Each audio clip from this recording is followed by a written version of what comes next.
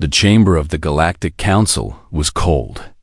Not because the temperature was low, but because the room felt empty of hope.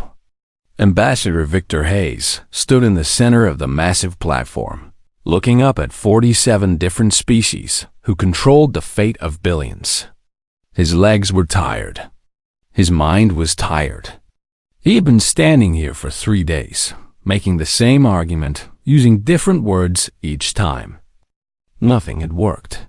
The Kreth ambassador shifted in its seat. The creature was massive, 7 meters tall, with an exoskeleton that clicked and hissed when it moved.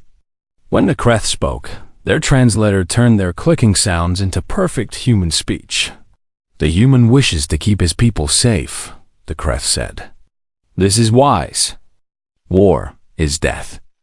Many will die. Better that humans stay far from this fight. Victor felt the trap in those words. The Kreth were not being kind. They were being careful. Humans had been in space for only 60 years. The oldest human colony was barely 40 years old. To the ancient species of the galaxy, humans were children. New children who had somehow managed to build ships, terraform worlds, and spread across 12 solar systems. The Kreth did not want humans fighting because they feared humanity would lose. They feared something else. They feared what humans might become if they truly went to war. Thank you for your words, Victor said, keeping his voice level. Humanity has no desire to enter this conflict. We are neutral. We ask only that the Galactic Council respects our neutrality and does not pull us into a war between the Kreth Empire and the Coalition of Worlds. The Coalition's representative was a being made of pure energy, contained inside a crystal shell that glowed with soft light.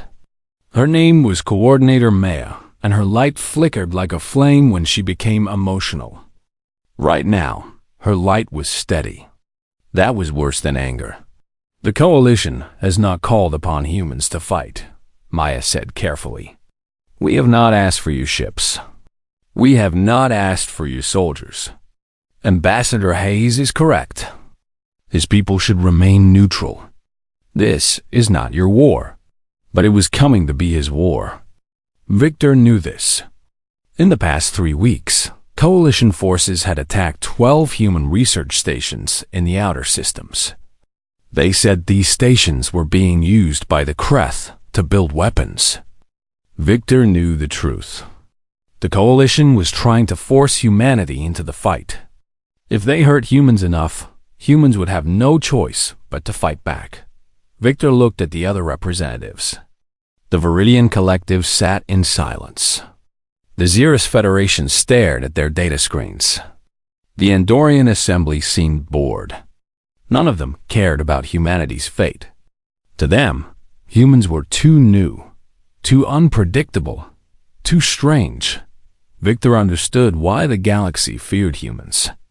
Earth was a harsh world. It had extreme weather, deadly animals, diseases that killed without mercy. Humans had evolved on a world that tried to kill them every single day. They were built to survive impossible situations. They were aggressive. They adapted quickly. They did not give up. In a galaxy of beings who came from comfortable worlds with gentle climates and simple problems, humans were something unusual. Humans were dangerous, but not in the way the Council feared. The fear was not that humans would lose a war. The fear was that humans would win one. And in winning, humans would reveal truths that the galaxy had worked hard to hide. The Kreth and the Coalition and all the other great powers fought wars according to rules. There were acceptable losses. There were acceptable weapons. There were acceptable targets. Humans, Victor knew, would not follow those rules. Humans would fight to win. And they would win in ways that would make the galaxy uncomfortable. The resolution is submitted, Victor said, placing the data crystal on the podium in front of him. Humanity requests and requires a guarantee of neutrality in this conflict. We offer no support to either side. We demand that our colony worlds be left untouched. We ask that the Galactic Council respect the right of a young species to grow at its own pace. The voting began. 43 species voted in favor of human neutrality. 3 abstained. 1 voted against. It was the Kreth, but it did not matter. The vote was done. Neutrality was granted. Victor left the chamber feeling like he had won and lost at the same time. His assistant Katie met him in the hallway. She was young, born in space, never having felt Earth's gravity. Her parents had been military pilots. Her grandparents had been scientists. She carried the blood of Deathworlders in her veins, even if she had never walked on the Deathworld itself. "We did it," Katie said, her voice showing relief. "They are leaving us alone." Victor did not answer right away. He was thinking about the attack on the research station at Kepler 7. He was thinking about the 200 humans who had died there. He was thinking about the thousands more who lived in vulnerable places, far from help, depending on a galaxy that had just decided they were too much trouble to protect. "Come," Victor said. "We need to get back to the embassy. We need to send messages to every human colony. We need to tell them what we have done today. We need to tell them what we have done today." "Is this good news?" Katie asked. Victor looked at the young woman. She had never known war. She had never seen what happened when the universe decided you were expendable. Victor hoped she would never have to learn. "It is what we needed," Victor said finally. "Whether it is good news or bad news will depend on how well humanity can protect itself." They walked through the Galactic Council station, past representatives of 100 species, past technology and knowledge that humanity was only beginning to understand. Victor thought about Earth. He thought about his grandfather, who had been a soldier. He thought about humanity's history of wars and conflicts, of humans standing against impossible odds and refusing to break. He wondered if the Galactic Council understood what they had just done. By trying to keep humans out of the war, they had guaranteed that when humans finally entered it, they would enter it on their own terms. They would enter it protecting their own. And nothing in the galaxy would stop them. Victor sent the message to all human worlds. You are neutral. You are protected by the Galactic Council. You are safe. But he knew it was a lie. Safety was something humans had to create for themselves. And somewhere in the galaxy, humans were about to learn that lesson in the hardest way possible. The alarm came at 4 in the morning on Meridian 7. Commander Linda Foster was already awake, sitting in the observation room on the top level of the colony's main station. She always woke before the sun. It was a habit from her years in Earth's military, a habit that had never left her, even though she had not worn a uniform in 15 years. The coffee in her hand was cold. She did not care. She was watching the agricultural fields below, thinking about the harvest, thinking about the colony's future, thinking about her daughter Anna, who would be arriving from the research station at Kepler 7 in 2 days. Then, the sirens started. Linda was moving before her mind had caught up with the sound. 3 decades of military training took over. She ran to the command center, not walking, not jogging, running. Her deputy commander, David Park, was already there, his hands moving across the tactical console with practice speed. "What do we have?" Linda demanded. "Missiles," David said. "Coming from deep space, launching from a position that suggests coalition trajectory. But the attack pattern is wrong. They are hitting the defense grid first, then Power Station 3, then Communications Relay 2. It is like someone is trying to cripple us, not destroy us." Linda watched the tactical display. The missiles were coming in fast, but not fast enough to overwhelm their defenses. Their defense grid was weak. The colony had never been built for war. There was no reason it should be.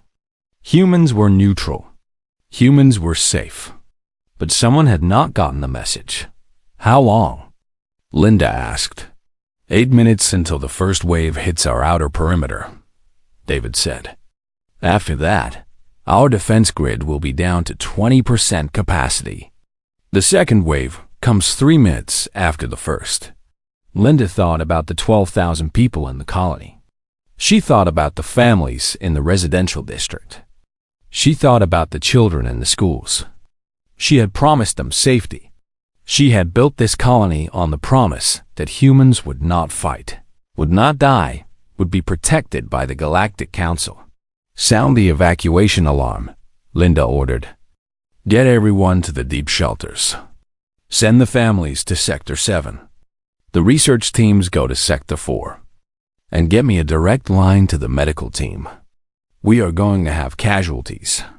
The colony had been preparing for this moment, even though everyone pretended they would never need to. There were evacuation drills every quarter. There were shelters carved deep into the planet's crust. There were supply caches and emergency systems. But preparation was different from reality. Reality was the sound of explosions. Reality was the ground shaking beneath your feet. Reality was the taste of smoke in the air and the knowledge that your promises of safety had meant nothing. The first wave hit hard. The defense grid took the impact and fell to 23% capacity. The second wave came 3 minutes later, and the grid fell to 8%. Linda watched the tactical display as one by one, their systems went dark. Power Station 3 exploded. Communications Relay 2 went offline. The backup systems activated, but they were never meant to handle this level of attack. Status? Linda called out. 73 dead, David said, his voice tight. Another 140 injured. Shelter 8 is breached. We are evacuating those people to Shelter 1 through 4. Main power is down to 30%. We have backup for 6 hours, maybe. Anna appeared in the doorway. She was covered in dust and her uniform was torn, but she was moving, thinking, ready to work. She was her mother's daughter. Mom, the agricultural sector is on fire. We need to decide if we are going to try to save it or focus on the shelters. Anna said Linda made the choice that separated commanders from people who happened to be in command. She chose the lives over the property. Let it burn. Get everyone to the shelters. Make sure the water recycling system is keeping up with the load. Then something worse than the explosions happened. The communication array came to life with a voice. It was human. That was the worst part. It was not an alien invader threatening them. It was a human voice, and it was delivering an ultimatum. This is Coalition Marshal William Cross to the human colony of Kepler 7. Your colony has been identified as harboring weapons and military equipment, being supplied to the Kreth Empire. You are ordered to surrender all military assets and all human personnel for processing and interrogation. Failure to comply will result in immediate destruction of your settlement. You have 4 hours. This is not a negotiation. The communication went dead.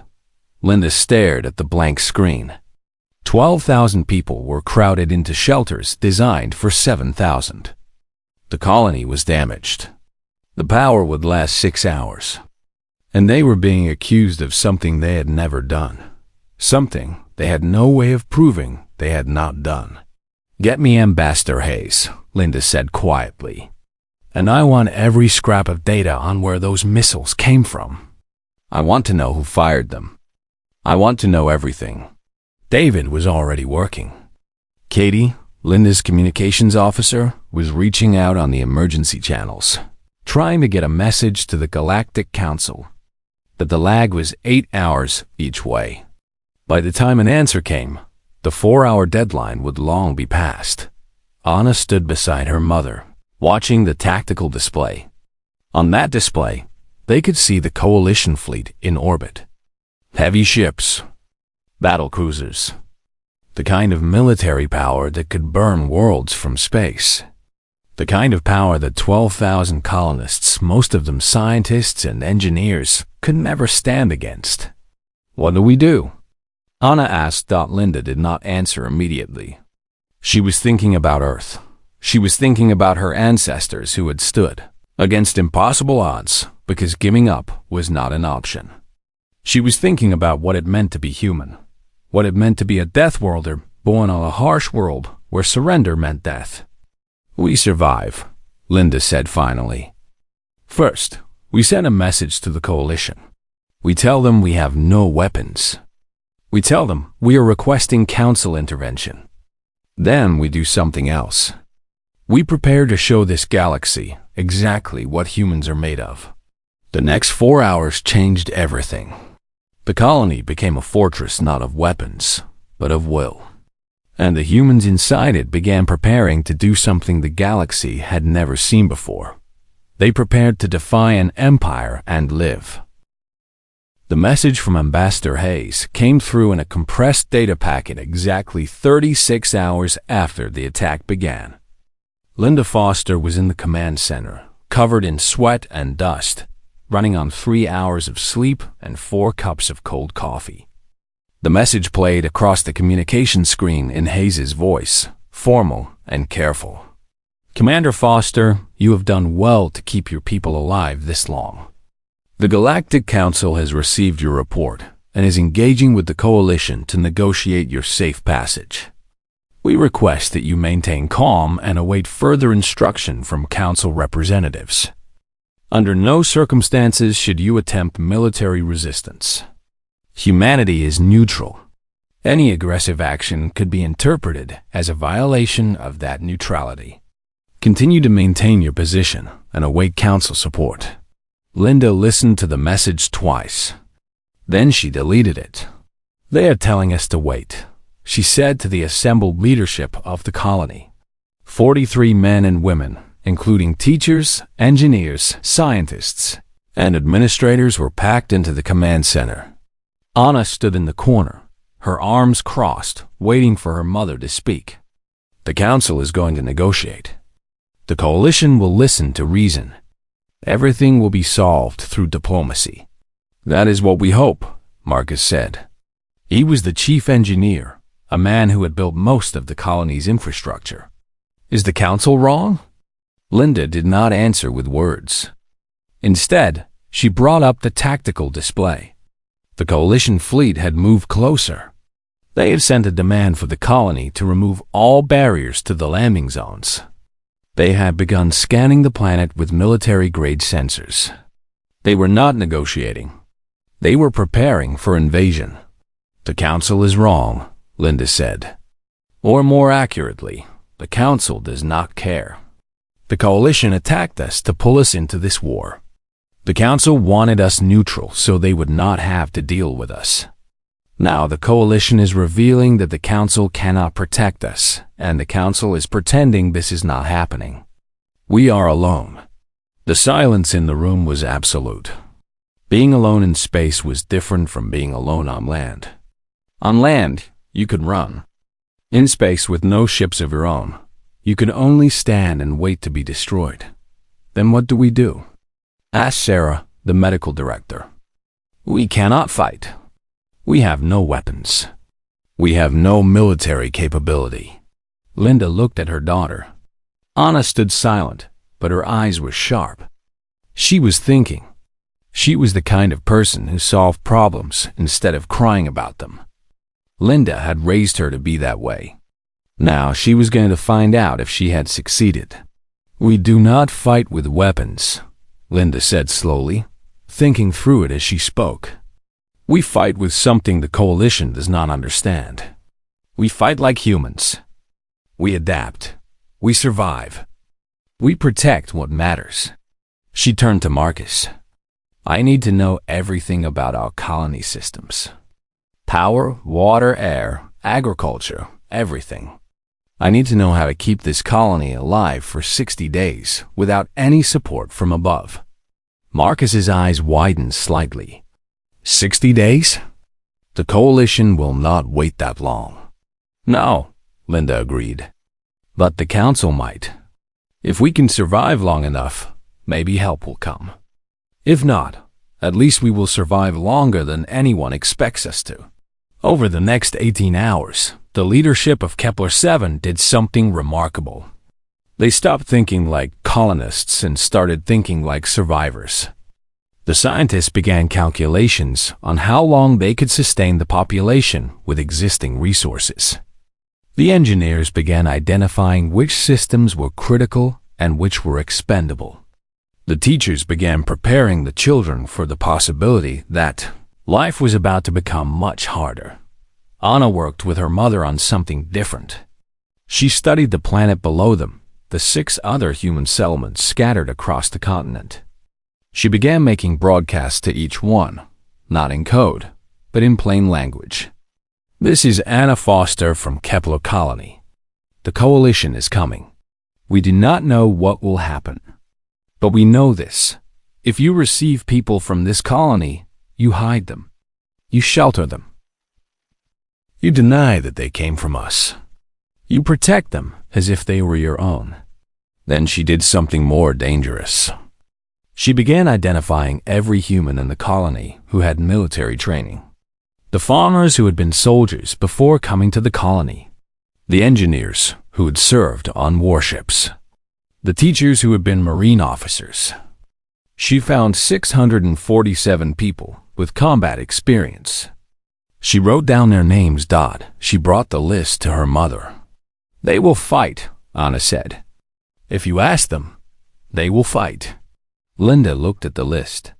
647 humans, most of them living normal lives now, most of them wanting to forget the violence they had seen. She could not ask them to do this. She could not order them into danger when she had no authority to command them, but they were going to offer anyway. Linda made a decision that would change everything. She opened all communication channels, every civilian frequency, every emergency broadcast system, everything the colony had. She recorded a message, and she broadcast it across the planet to everyone in the shelters. This is Commander Linda Foster. I am speaking to all humans in Kepler Colony. Our situation is critical. The coalition is coming. The Galactic Council cannot help us. We need to make a choice about who we want to be. We can wait and hope someone saves us. Or we can save ourselves. I am asking for volunteers. I am asking for anyone with military experience, anyone willing to fight, anyone brave enough to stand against the darkness. If you are willing to risk your life for your neighbors, report to Evacuation Point 7. We are going to show this galaxy something it has forgotten. We are going to show them that humans do not break. The response was immediate. Soldiers stepped forward. Engineers volunteered. Teachers who had seen war came to help. By the time Anna was organizing them into fighting units, they had 703 volunteers. More than Linda had expected. She had hoped for 400, but something else happened too. People started moving. Doctors began evacuation procedures, moving as many civilians as possible to the hidden settlements on the continent. Teachers organized supply caches. Engineers worked to disable colony systems in ways that would make the facility hard to control, but not hard to live in. And then, something unexpected occurred. Coalition soldiers, crashing after their ships were hit during a failed assault, were brought into the colony shelters by humans. Not prisoners. Not enemies. People needing help. The humans gave them medical care. The humans fed them. The humans did not execute them or torture them. The coalition soldiers reported this to their commanders. The report said something that made the coalition command begin to understand. They were facing something they did not understand. These were not soldiers. These were humans. And humans, it seemed, could not be controlled the way normal species could be controlled. The assault came anyway. But something had changed. The coalition was no longer sure what they were fighting. The news traveled through the galaxy like a virus. By the 8th day of the conflict, Every species from the core worlds to the outer colonies knew what was happening at Kepler Colony. Humans were fighting. Not just fighting, but fighting in a way that made no strategic sense according to the rules of galactic warfare. They were protecting civilians. They were helping enemy soldiers. They were using tactics designed to minimize casualties instead of maximize damage. The Galactic Council watched in confusion. The military strategists did not know how to categorize what they were seeing. Ambassador Victor Hayes stood in the council chamber, and this time he was not pleading. He was announcing, "Humanity has entered this war," Victor said, and his voice carried the weight of historical truth. "We did not enter it because we wanted to. We entered it because the innocent needed protection. Our colony is under attack. Our people are dying. But what surprises all of you is that we are not dying like soldiers. We are living like humans. We are protecting those who cannot protect themselves. We are showing that warfare, even in its necessity, must have limits. Some things are sacred. Children are sacred. The defenseless are sacred. The right to choose your own future is sacred. These are not soft words. These are the truth that the galaxy has been hiding from." The Kreth ambassador clicked and hissed. The translator interpreted the sound. The humans fight with honor. This was not expected. The coalition fights to win, Victor continued. And they are discovering something. Humans do not lose the same way other species do. When we lose, we do not break. We adapt. We try again. We find new ways. After 9 days of assault, the coalition has lost 40% of their combat effectiveness. Meanwhile, Kepler Colony still stands. 183 humans are dead. But 10,000 civilians have been evacuated to safety. That is not military defeat. That is military failure against an opponent. You cannot defeat the way you defeat normal species. The effect of Victor's words was immediate. Within 24 hours, the first request came in. The Viridian Collective asked if humans would help establish refugee protection zones. The Xeris Federation requested human advisors for civilian evacuation operations. Even smaller species, those who had lived under the fear of the great powers for centuries, began asking for human support. The war changed. Not dramatically at first, but perceptibly. Where humans appeared, the nature of the conflict shifted. Battles that should have lasted weeks were resolved in days, not through overwhelming force, but through human ingenuity and adaptability. The great powers began to understand that humans solve problems differently. They did not accept the conventional limits of warfare.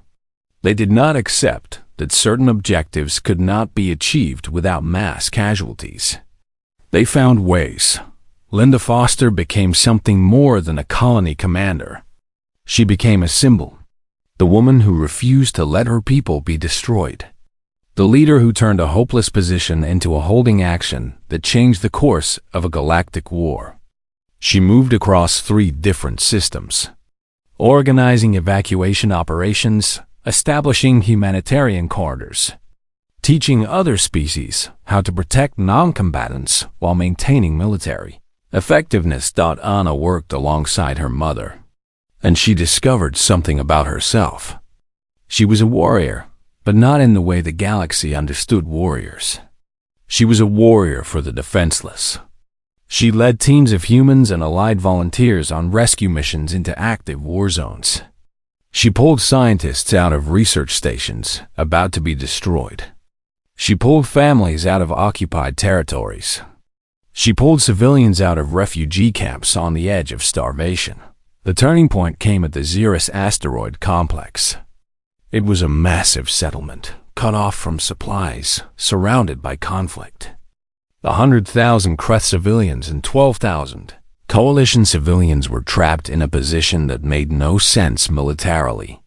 They should have been executed or left to starve. The Galactic Council said the situation was unwinnable. They recommended evacuation of all peacekeeping forces. Linda Foster looked at the tactical situation and made a decision. She assembled 2,000 volunteers, a mix of humans and other species, and she gave them a single mission: get everyone out alive. It should have been impossible. The asteroid complex was in the middle of active combat zones. Supply lines were cut. Medical facilities were overwhelmed. The Kreth civilians did not trust the Coalition civilians. The Coalition civilians did not trust anyone. The complex was a powder keg of tension and desperation. But Linda Foster was a human. And humans, when given an impossible task, did not calculate the probability of failure. They found a way to succeed anyway. Anna led the evacuation of medical supplies while her mother organized the movement of civilians. The humans did not fight their way to victory. They thought their way to it. They used the terrain. They used psychology. They understood that the refugees were scared, and fear made people make bad decisions. So they removed fear. They provided safety. They provided hope. 40 hours after they began, 110,000 civilians walked out of the Xeris asteroid complex alive. Every single one of them. Not a single evacuation team member died. The Galactic Council watched the operation unfold, unable to believe what they were seeing. One council member, a being of crystalline structure named Observer Keth, sent a private message to Ambassador Hayes. "Humanity has changed everything," the message said. "You have shown us that warfare does not require the scales of death we thought necessary. You have shown us that compassion is not weakness. You have shown us that a young species can teach old species new ways of being. The war will end because humans have made the continuation of it unsustainable. No one wants to fight humans because humans do not fight the way we understand fighting." The Kreth Empire and the Coalition of Worlds agreed to negotiations within 48 hours. The human mediators, including Linda Foster and 3 other colony commanders, sat at the negotiation table. They did not negotiate for territory or resources or power. They negotiated for the survivors. They negotiated for the displaced. They negotiated for the refugees. And they won something the galaxy had never seen before: a war agreement that prioritized human life above all other concerns. The galaxy had learned something from watching humans fight. Warfare did not have to be the engine of death. It had always been. War could be about protection. War could be about justice. War could be about ensuring that the innocent survived. The galaxy was never the same again. The war ended on a Tuesday. Not with explosions or great battles, but with silence. The Coalition and the Kreth Empire agreed to a ceasefire that would become a formal peace treaty. The agreement included something unprecedented in galactic history: the right to refuse military service if it violated personal moral standards.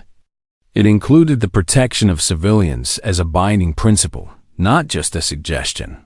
It included restrictions on entire categories of weapons that the old powers had used without thought for generations. Standing in the observation room of the Galactic Council station, Ambassador Victor Hayes watched the treaty signing. Linda Foster stood beside him, still in her colony commander's uniform, still covered with the dust of 1,000 rescue operations. Anna was there too, sitting in the delegation section, her youth making her almost invisible among the ancient species gathered to witness the moment. "We did not start a war," Victor said quietly. "We ended one. And we changed what warfare means." "We survived," Linda corrected him. Everything else followed from survival. The Galactic Council convened in formal session 3 days later. This was not an emergency gathering. This was a ceremonial acknowledgement of new reality. The chamber was full. Every species that could attend had sent representatives. The Kreth ambassador spoke first. His clicking voice translated into perfect human speech. "Humanity arrived among the stars 60 years ago. Many of us believed you would be a burden on the galactic community. We were wrong. You have taught us something we have forgotten in our age. That strength is not measured by the size of your weapons. Strength is measured by the size of your heart. The Kreth Empire formally recognizes humanity as a member species of the Galactic Defense Collective. We request your partnership in the new era of peacebuilding. We ask for your leadership. One by one, other species spoke. The Viridian Collective offered resource commitments for the reconstruction of war-damaged worlds. The Xeris Federation proposed joint research initiatives with human scientists. Even the Coalition, humbled by its own experience, offered to establish education centers on human worlds to teach other species what it meant to protect the innocent. Then it was Victor Hayes' turn to speak. He walked to the center of the chamber, and he did not speak to the council. He spoke to the galaxy. Humanity did not come to the stars seeking power. We came seeking understanding, seeking partnership, seeking a place among the wonders of the galaxy. What we found instead was a crisis that forced us to choose who we wanted to be. We could have chosen safety. We could have chosen strength for its own sake. We could have chosen revenge against those who attacked us. We could have accepted the limits the council wanted to place on us. Instead, we chose to be something the galaxy needed. Victor paused, letting the weight of his words settle into the silence of the chamber. We chose to be the voice that says some lines cannot be crossed. We chose to be the people who protect those who cannot protect themselves. We chose to demonstrate that might and right are not the same thing. Humanity will fight. We will fight hard. We will fight with every skill and strength we possess. But we will not fight for conquest. We will not fight for dominion. We will not fight because it benefits us economically or strategically. We fight because protecting the innocent is what we do. It is what shaped us on a harsh world. It is what defines us among the stars. He gestured to Linda and Anna, asking them to stand. They stood together, the commander and her daughter, the two humans who had transformed the colony under siege into the moral center of a galaxy-spanning conflict. These women represent the best of humanity. They did not seek this burden. They did not want to be heroes. They wanted to lead their people to safety. When that became impossible, they chose a different path. They chose to stand. They chose to fight. They chose to show the galaxy what humans really are. From this moment forward, humanity will serve as a shield for the innocent, a voice for mercy, and a reminder that peace is stronger than war. The chamber erupted. Not in cheers exactly, but in something more profound. Species that had not agreed on anything in 1,000 years were suddenly united in recognition of a truth that humans had always known, that standing against the darkness was what gave life meaning. Later, after the formal session had ended and the representatives had dispersed to their individual negotiations, Anna walked with her mother through the observation dome. They could see the stars from here, the same stars that had looked down on humanity for 60 years, watching as the new species learned what it meant to survive. Did we do the right thing? Anna asked. Back at the colony, when you defied the council? When you asked people to risk their lives? Linda Foster looked at her daughter, at the young woman who had chosen compassion in the face of overwhelming force, and she smiled. It was not a soft smile. It was the smile of someone who had looked into darkness and refused to blink. I do not know, Linda said honestly. Right and wrong are sometimes harder to measure than we think. But we did the human thing. And I think, in the end, that is the same as the right thing. At least it is now. Over the next months, the changes spread. The Galactic Defense Collective was reorganized under human principles. Humans began teaching courses on civilian protection. They began establishing medical facilities in refugee zones. They began the long, slow work of rebuilding the worlds that had been destroyed by the war. Young humans from Earth went out among the stars as teachers, as doctors. As builders of a new kind of civilization, the Kepler colony was rebuilt, stronger than before. The other human settlements were established as neutral ground, places where opposing species could come together without fear. The concept of humans as deathworlders was not forgotten, but it was reframed. Yes, humans were hard. Yes, humans were difficult to break. But that hardness was not cruelty. That difficulty was not aggression. That toughness was the capacity to endure so that others would not have to suffer. Victor Hayes remained as ambassador, but his role changed. He became a spokesman for a philosophy of warfare that the galaxy had never known before. Species came to him asking questions about mercy. Civilizations sent their military leaders to him to learn how to fight while maintaining moral integrity. And in the quiet moments, when the ceremonies were over and the speeches were done, Victor would stand in the observation dome and look at the stars. He would think about a young species that had arrived in the galaxy afraid, had been asked to hide, had instead stood up and shown the entire galaxy something it had forgotten. Somewhere out there, across 12 solar systems and dozens of worlds, humans were making choices similar to the ones Linda Foster had made. They were protecting the defenseless. They were teaching other species how to live better. They were slowly, carefully, introducing the revolutionary concept that even in the darkness, even in the face of overwhelming force, mercy had a role. Compassion had value. Standing for the innocent was worth the cost. The humans called it being true to their nature. The galaxy called it salvation. And somewhere between those two understandings, the future began to take shape, formed not by weapons or power or dominion, but by the simple human act of choosing to protect those who could not protect themselves. The war was over. But the real battle, the eternal human struggle to remain compassionate in a universe that often seemed indifferent to compassion, was just beginning. And this time, humanity would not fight it alone.